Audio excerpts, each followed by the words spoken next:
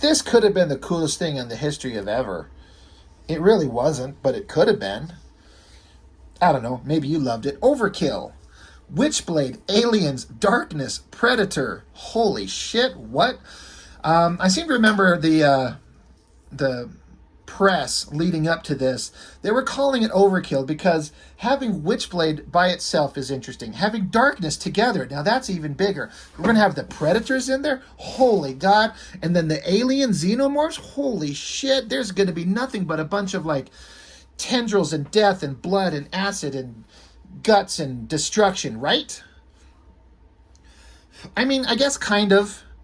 Covers are kind of okay. I just seem to remember, we'll just start with issue, we'll do both issues here. I really, really wanted this to be awesome, and it just kind of wasn't. It's a pretty solid cover. Now, the artist, it says Lansing. I think it's Clarence. Jesus.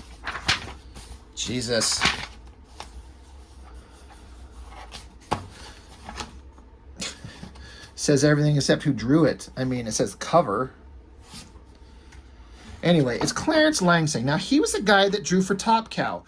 And he was, I don't know whatever happened to him. He probably, like a lot of these guys, you know, comics couldn't sustain them, and they found other ways to make more money. Animation, storyboards, graphic design, advertisements, probably something to that effect. I don't know where he went, but for a little while, he was drawing for Top Cow. And I say this a lot, and I do not mean it with any disrespect, but all these guys were like just lesser versions of the guys who ran the studios. I've said that a lot. We all know what I'm talking about. Liefeld had a bunch of guys that sort of drew like him, but not as good. So did Jim Lee. So does Mark Silvestri. Now, Langsang, he's pretty damn good. We'll see inside here. And I don't feel like anything really stood out. Like, all these guys, like these studios, like I was just talking about, had one guy that would just stand out in a big way. Like, Liefeld brought on Stephen Platt. Like, that guy was the superstar that he brought on. Jim Lee ended up with several guys that are great, but I think Travis Charest is the guy who was the standout when he brought him on. Top Cow, it was Michael Turner was the standout. And there were several really good guys. I mean, David Finch and Joe Benitez, I think is how you say his last name. Those guys are all really good artists.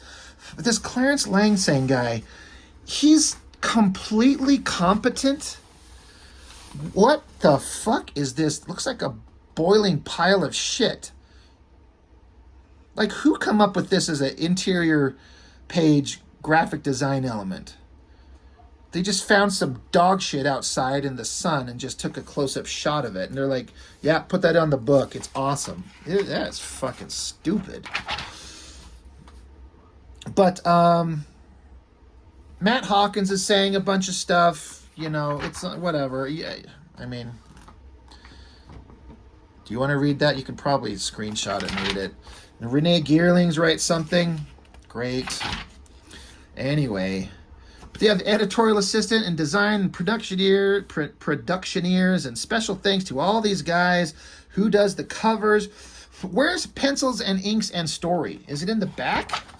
Oh, look, another picture of a pile of shit. It's just not... Jesus Christ.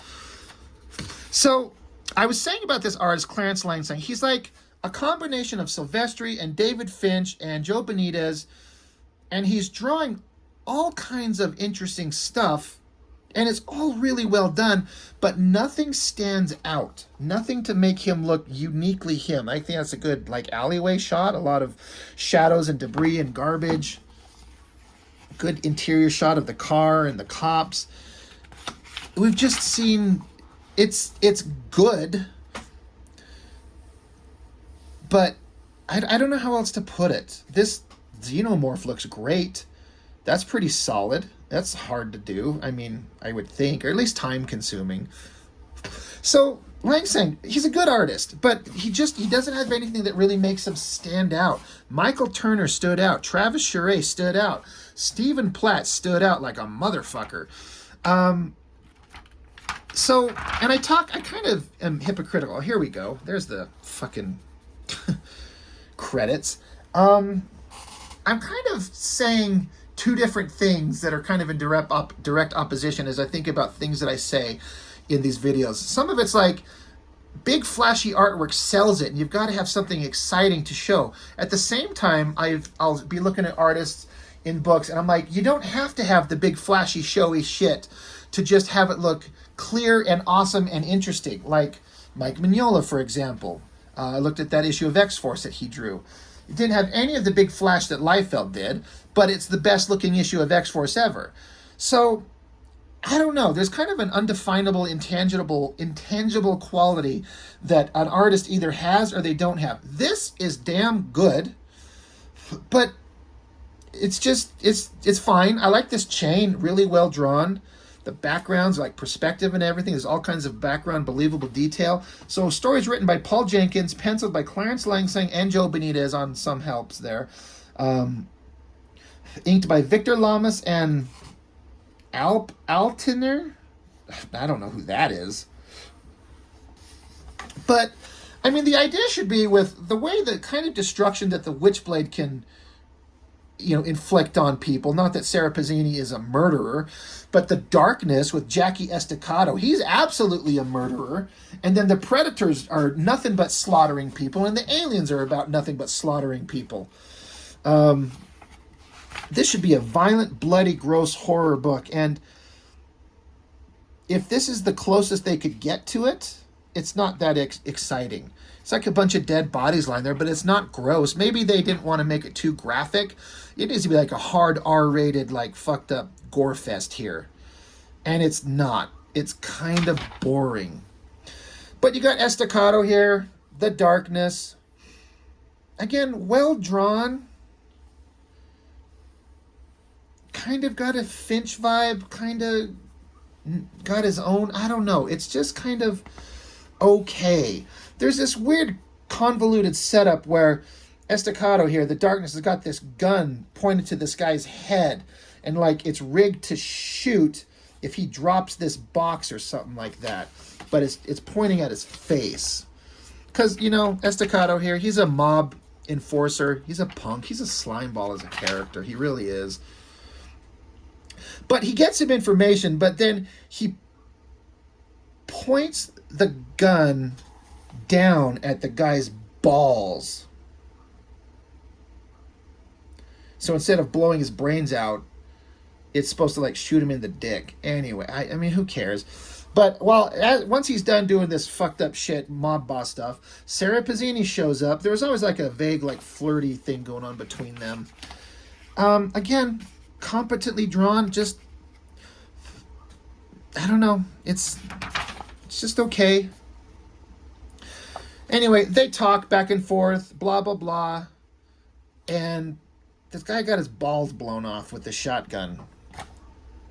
Could be more graphic.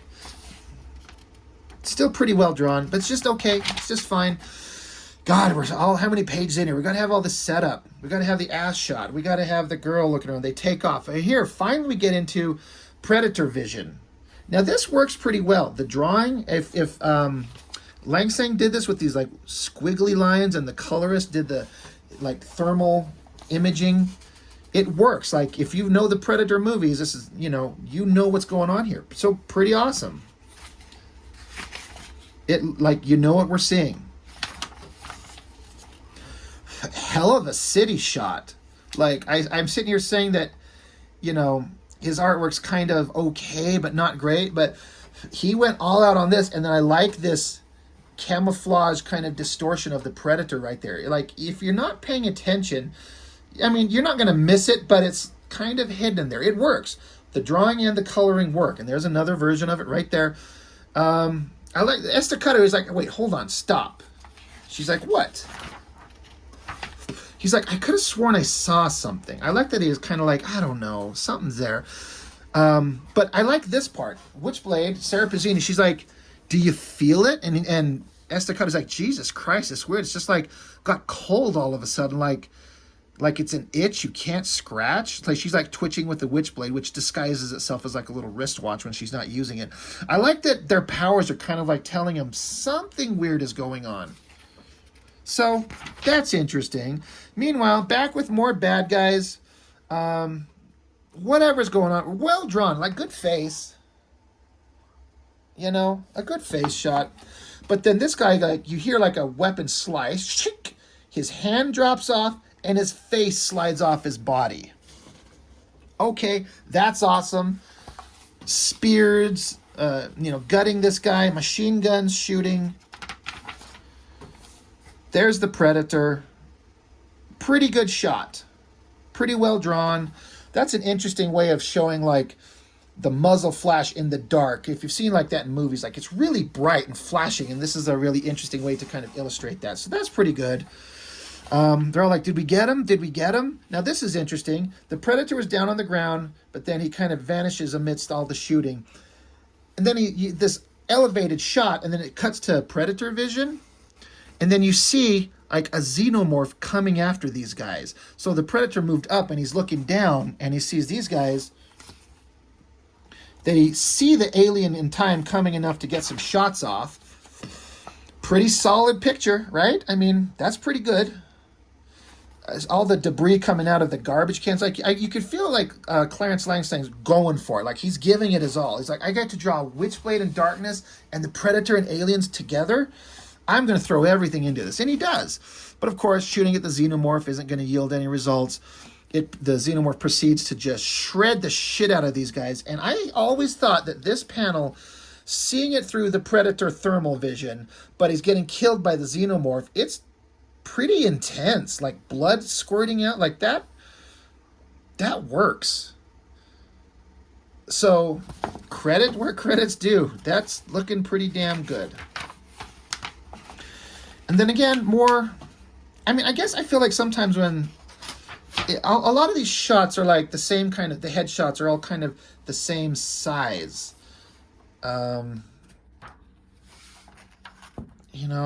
Here...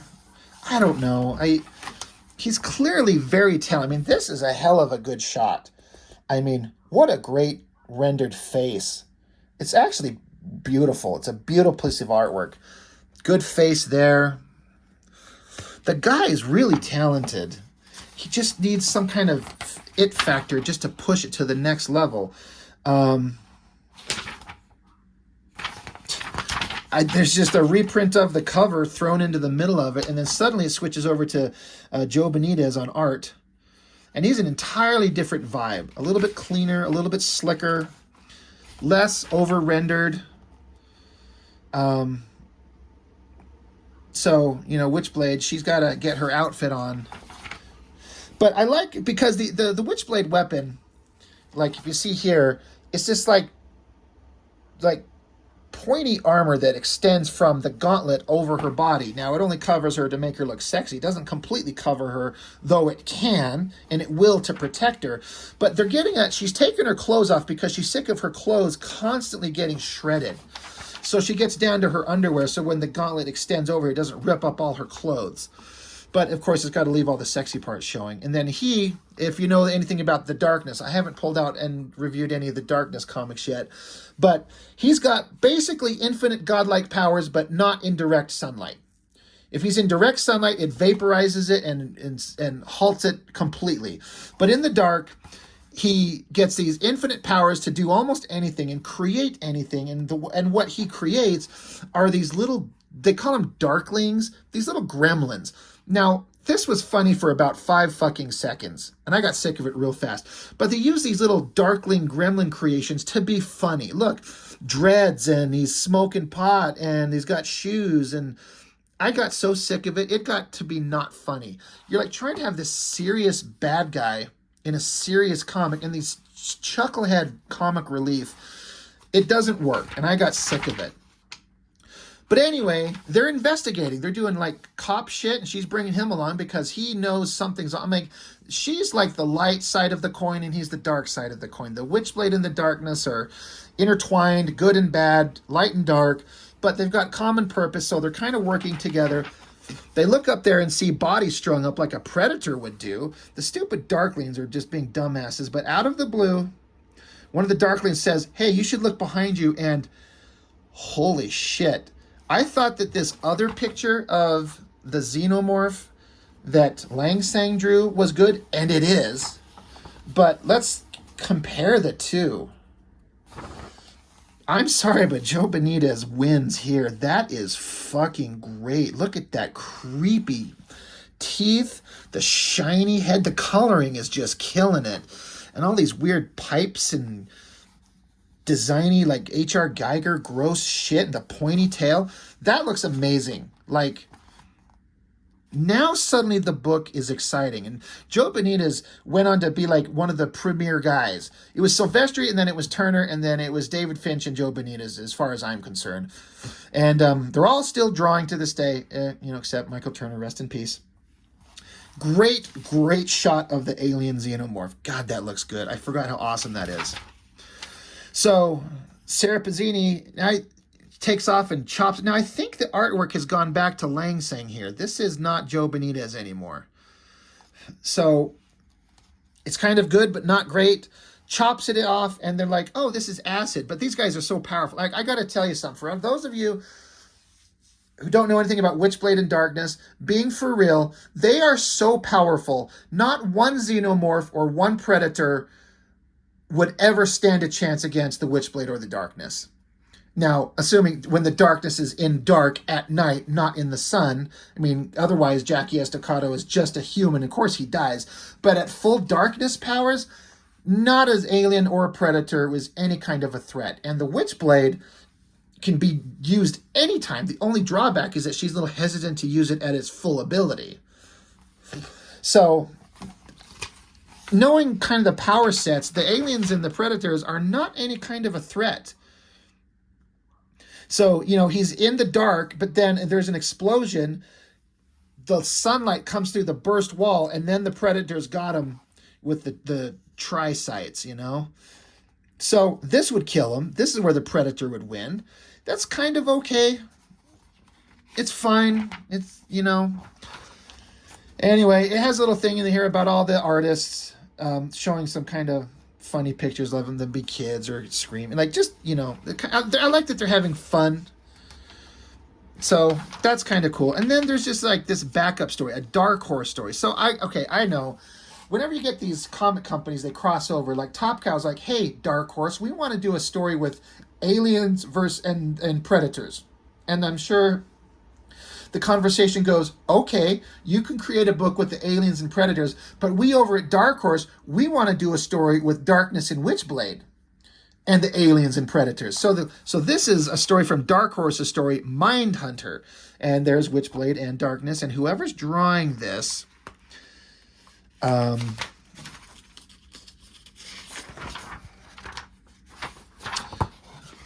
does it say? It doesn't say. It's kind of fine. I mean, it's very competent. It's okay. When you've seen Silvestri draw Darkness and you've seen Michael Turner draw Witchblade, this is all well drawn. It's just not that exciting to me. It's okay. It's just okay. The sizzling pile of shit is stupid. Anyway, that's issue 1. So, I mean, did anything happen? Really? Pretty cool cover. Awesome Predator. I like the Xenomorphs down here. They're looking good. Let's see if there's a insight page of boiling shit. Nope. Pencilers, Clarence Langsang, Brian Ching, and Joe Benitez. Now, I remember seeing this Brian Ching name. Again, another one of those artists that was in there and was perfectly fine, but never became anything big. Let's see if we can identify his pages. Because it doesn't say who does what.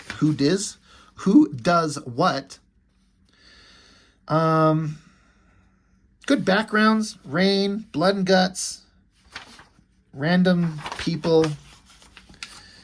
I'm guessing this is Langsang. I can't tell. And this might be Ching, actually. I'm not sure.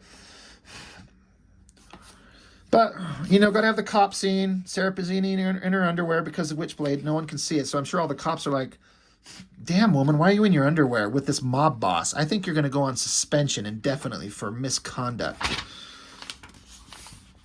And then it does some, I think this is like a collage of images from the book to be like just a a title page. Now, there's some stupid shit coming up that you'll see is about this that just, I think, is really dumb.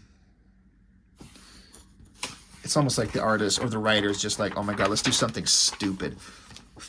But I guess that, what the hell? How did they go from here? Is she just telling him what happened? They're recanting back what happened. Oh yeah, right. That's right. The Predator was there, was going to kill Jackie. The Witchblade's looking sexy, so we get to do a big, awesome shot of her. It's pretty good. I mean, compared to Michael Turner and Mark Silvestri, it's okay. But again, this is what I was talking about. No Predator is going to be any kind of threat to the Witchblade on any level. It's a pretty good shot. He takes a blast at Estacado. He dives out of the way. The Witchblade extends its tendrils onto the Predator, busts its hand off, like they did to the Xenomorph in the previous thing. She did that to one Xenomorph, so now she did it to a Predator. So he takes off running. That's probably a way to mark them so we know who they are later, because all Predators and all aliens look the same. But now if they've got a hand missing, like, oh, it's you. I like how Estacato's like, how do you do that, by the way? Make your Witchblade do this shit. And she's like, I don't know. It just reacts instinctively. It's just kind of like the Witchblade runs off her emotions in a way, and it protects her. So, bad guy thugs, Jackie and Witchblade, trying to investigate shit. She's in her slinky little outfit, basically naked except for that. And he's like totally staring at her ass. I mean, like, they are focusing on like him staring at her butt. Now, she's hot, and I would be staring at it too, but... And then again, we got the Darklings. Oh, they're playing cards. It's so funny, isn't it? It's so stupid. I feel like this might be that Brian Ching artist. It doesn't look like Lang Sang. It's definitely not Joe Benitez. But yeah, here's the Xenomorph missing a hand, and probably the Predator. You can't see it, but the one who's missing a hand. Oh yeah, and he's like, oh, it's the missing hand gang. So, pretty good Xenomorph shot. But... once again, none of them are going to stand up to the darkness at all. But I think the Predator got wind, like, if he's in the light, the power's shut off. So Witchblade has to do all the fighting. But someone grabbed Jackie Estacado here. Oh, yeah, one of the Predators did. All right, right. This is, okay, this is where it gets stupid. The Predator grabs him while she's fighting off a Xenomorph, and she's like, where'd he go? So Jackie Estacado wakes up, and he's strapped down into this place with all this technological gear. Pretty damn good Predator face. And the Predator is doing some experiments. And here's the funny thing. This is what the funny part is, I think is stupid. He's got this device pointed straight at his ass. Like we're going anal probe. For real.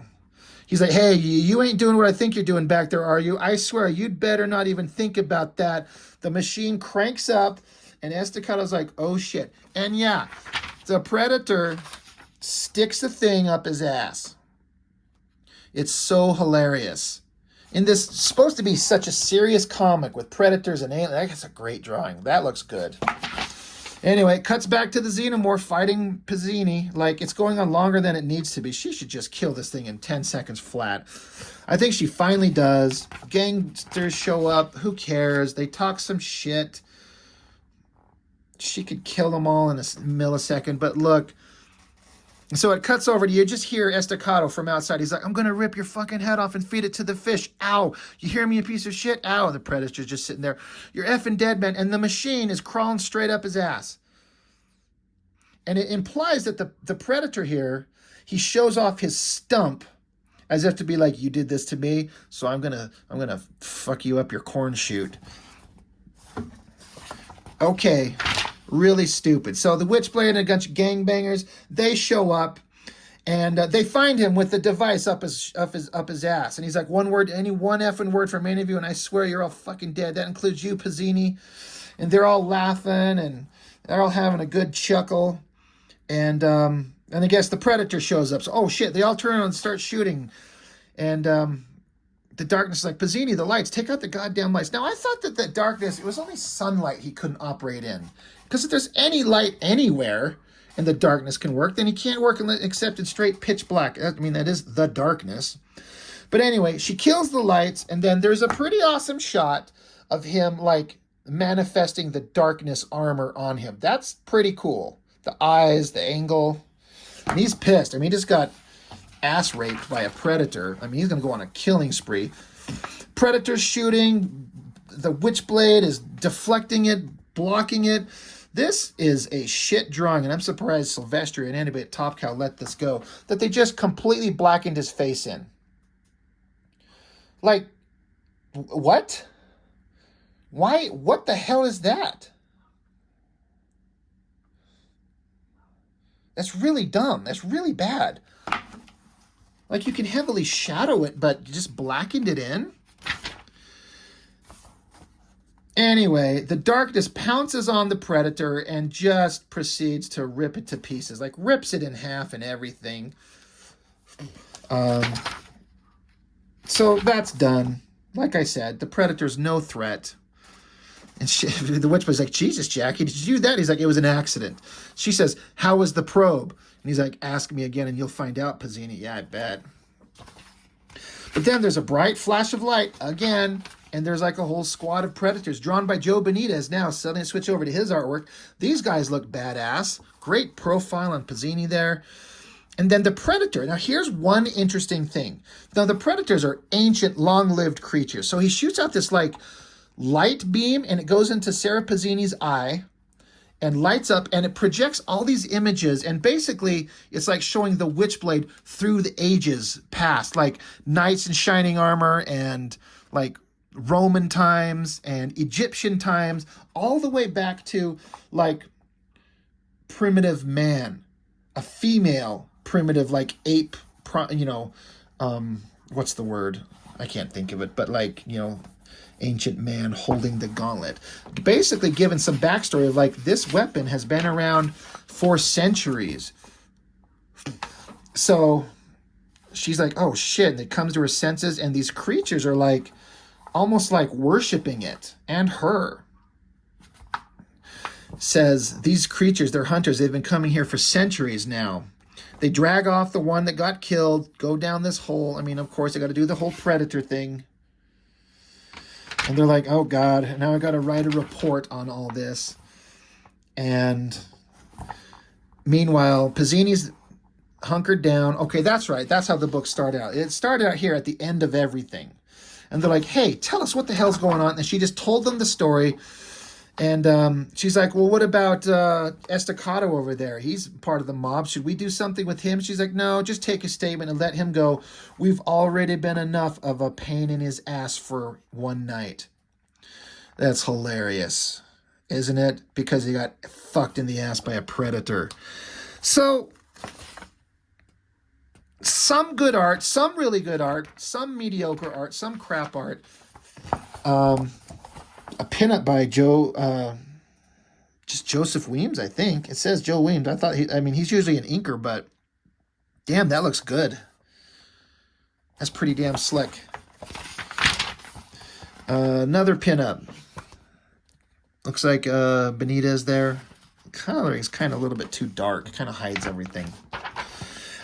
Some sketches from Clarence Langstein, getting a feel for all the characters. So he's clearly very talented. This sketchbook stuff is always interesting. And there's an interview with him. So that's kind of cool. Get some, insight into the guy. But look at all this stuff. This sketchbook stuff, working out what he's going to do and his poses and angles and his shots, everything like that. Awesome. Doing some just figure work practice. Like, this guy's clearly a guy who gives a shit. He cares. And he sketches and he practices. And then this is by Renee Geerling. She was like an editor for the Top Cow and does like a predator and his dreads, and Sarah Pizzini and her witchblade. So anyway, like, not really that exciting, really. I mean, it was okay. Could have been better. It's not bad, I guess. It's just having the darkness get fucked up the butt. really was stupid. Like, I thought that was really dumb. And I bet they thought they were really funny and clever, but I thought that just kind of like, it just makes it not, it's not funny. I didn't think it was particularly funny, but maybe my sense of humor is just different. It just, I don't know. When I think of Aliens and Predator, I mean, I think of the first two Predator movies, the ones with Schwarzenegger, the one with Danny Glover. Those are some serious, intense horror movies. And then the first Alien by Ridley Scott and then the second one by James Cameron. Those are some serious horror and action movies. Never once did you see anybody get an anal probe. But maybe we should have. Maybe we're just doing it wrong. So, kind of fine, but just ultimately kind of forgettable. I mean, not really a big deal. So, that's it. Overkill. I mean, I guess it was overkill. Not that exciting. Anyway, that's all I've got. Thank you. See you on the next one.